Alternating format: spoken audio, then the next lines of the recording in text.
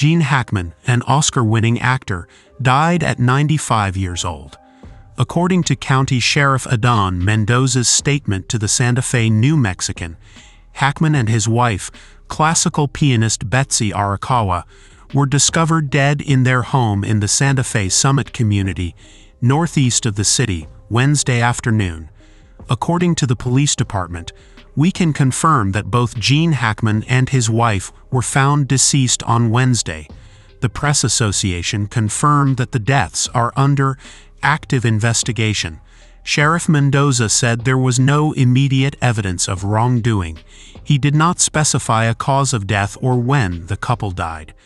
Hackman had lived in Santa Fe, New Mexico since the 1980s and married Arakawa, who was 63, in 1991. On Wednesday afternoon, sheriff's deputies arrived at the couple's home in the gated community known as Old Sunset Trail to investigate the deaths of two elderly people and a dog. It was unclear whether the deputies were responding to a report of the deaths or performing a welfare check at the house. Mendoza initially reported that the deputies found the bodies of a man in his 90s and a woman in her 60s.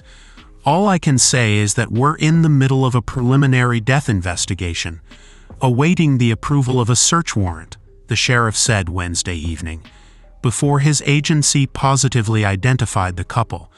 I want to assure the community and neighborhood that there's no immediate danger to anyone, he claimed.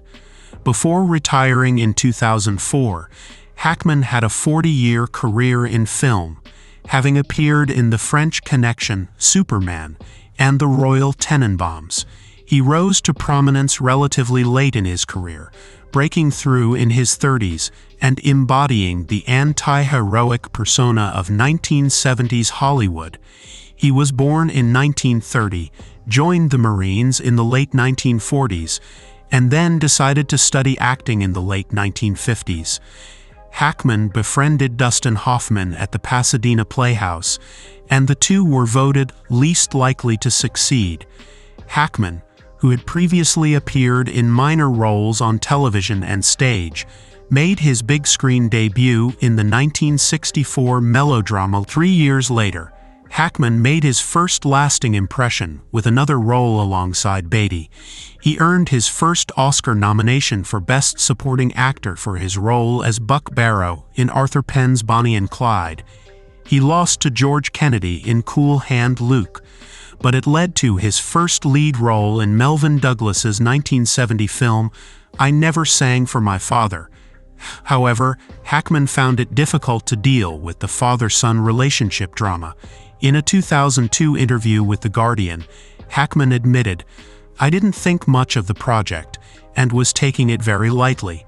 Then Melvyn Douglas approached me and said, 'Gene, you'll never get what you want with the way you're acting.' And he didn't mean acting. He meant I wasn't behaving myself. He taught me not to use my reservations as an excuse for failing to complete the work."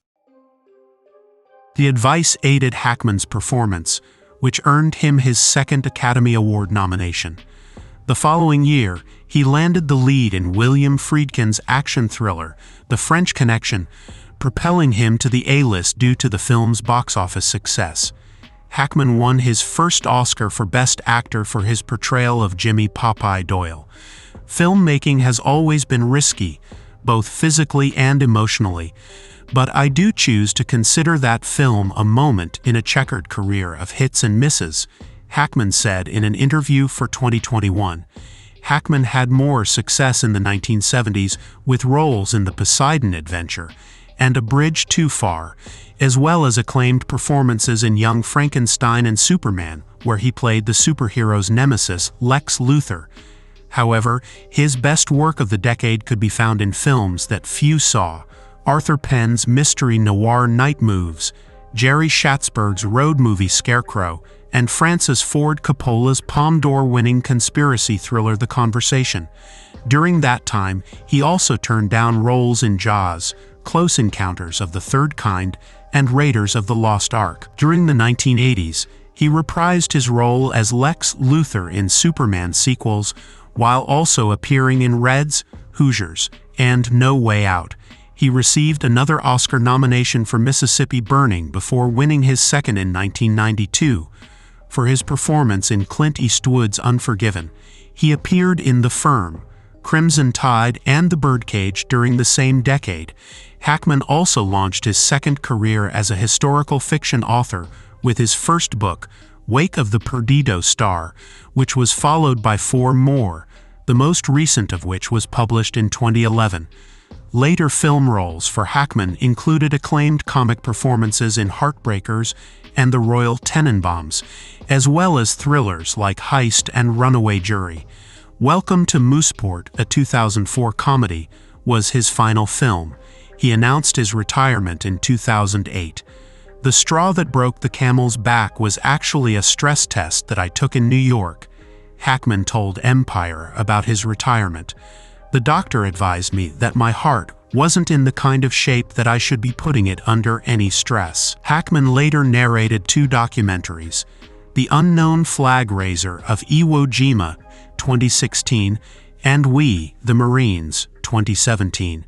He also co-wrote 3 historical fiction novels with Daniel Lenihan before going on to write 2 solo works, the most recent being Pursuit, a crime thriller.